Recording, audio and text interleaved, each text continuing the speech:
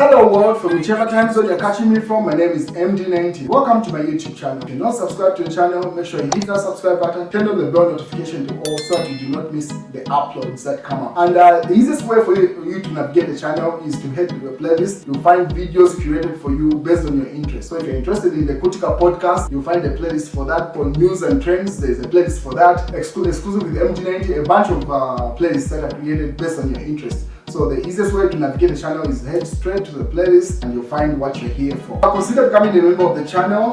Right next to the subscribe button is a join button. You click on the join button so that you can become a member of the channel.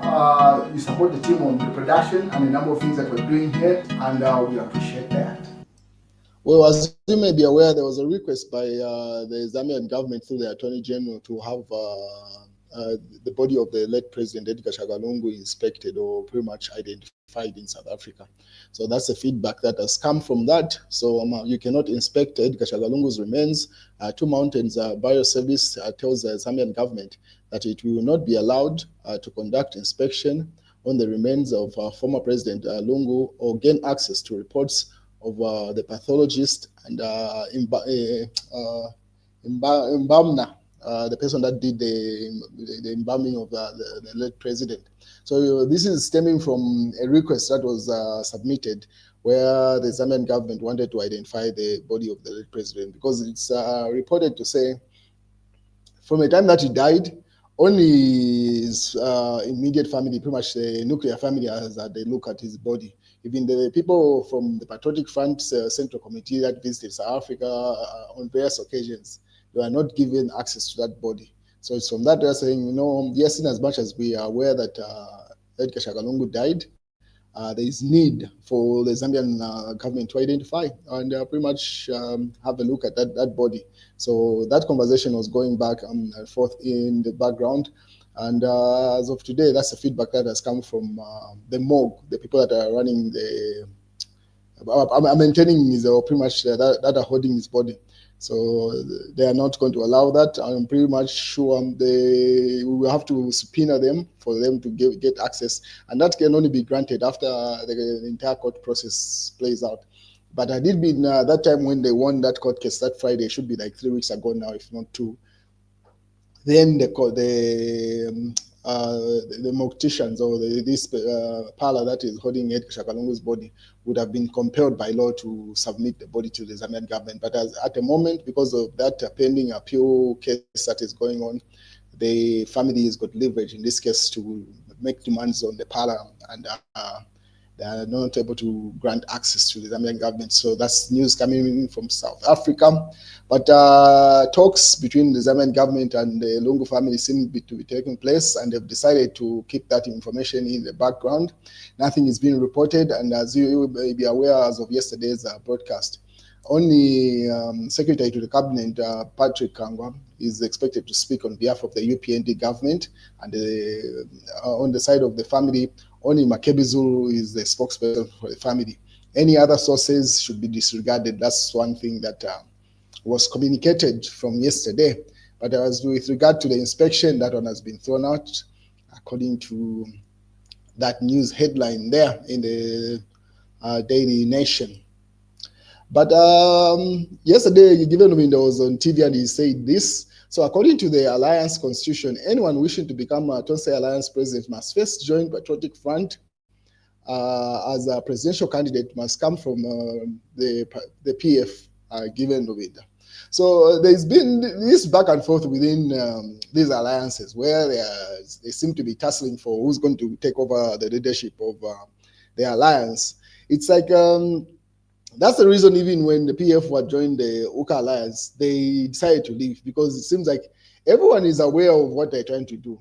The opposition without a patriotic front is now void. Really, that's the fact. They cannot make any headways. They might get yes 2 votes, 4 votes. It has been proven from their participation in the elections so far. So them relying on the PF, even why they're associating with Edgar Lungu, is because everyone was banking on the fact to say, everyone knew Edgar Lungu was not going to contest, even if he was to be alive now. He was really not going to contest as a candidate in 2026. But whoever he was going to endorse was going to get the full support of the current members of parliament of the Patriotic Front, and also the majority of the PF leadership was going to get that endorsement. And that's what most of the people that joined the UNCA Alliance were banking on. And then when it was established to say the people that were pushing the agenda, that's Given Lubinda and Raphael Nakachinda, that are running really the Patriotic Front, you might dispute, yes, Given Lubinda is an acting president of the Patriotic Front or whatever you call it. The fact is, Given Lubinda is running the version of the Patriotic Front to which majority of the members of parliament under the PF submit to. So even if there are factions within the PF, there is no faction that has broken out of a PF that has the members of parliament submitting to it. If there are PF members of parliament that are going rogue, they are definitely going straight into the UPND. They are not joining any other opposition, whether it's Socialist Party or anything. So the game here still remains between the Patriotic Front and the United Party for National Development. And the Patriotic Front version in this case is the one that Given Lubinda is running, whether you like it or not. It's as simple as that. And going by the fact that Edgar Lungu has died now, the pseudo leader of the Patriotic Front, be it in his acting capacity, is that man that you see on screen there, Given Lubinda. And you can tell behind there, you can see Mundwire, even all other pretty much the authority, the people that have got clout in the Patriotic Front are submitting to that man that you see there on screen, that is Given Lubinda. So in reality, Given Lubinda is running the Patriotic Front. That's as simple as that. So anyone who's trying to work with the Patriotic Front have to go through that Given Lubinda and Raphael Nakachinda. It's as simple as that. That's where the authority is.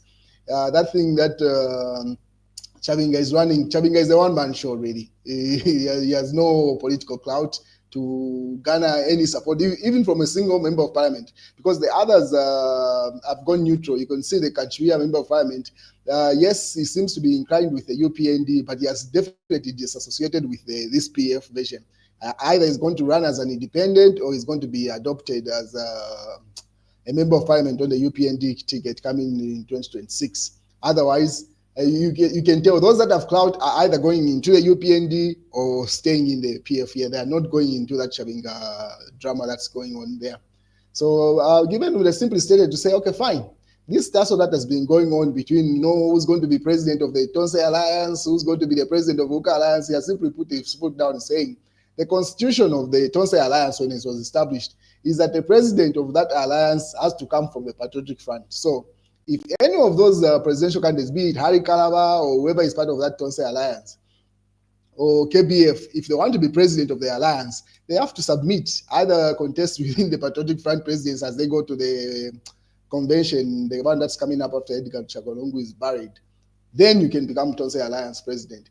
These jokes of whoever, I think this is the best decision Given Lubinda has made. Let them just put the foot down. Those that will fall off are definitely going to walk away. It's like what happened, if you remember, in 2021 between in the UPND alliance with between President Hakainde Hichilema and Shimbakambwe, at a time when Shimbakambwe was still popular.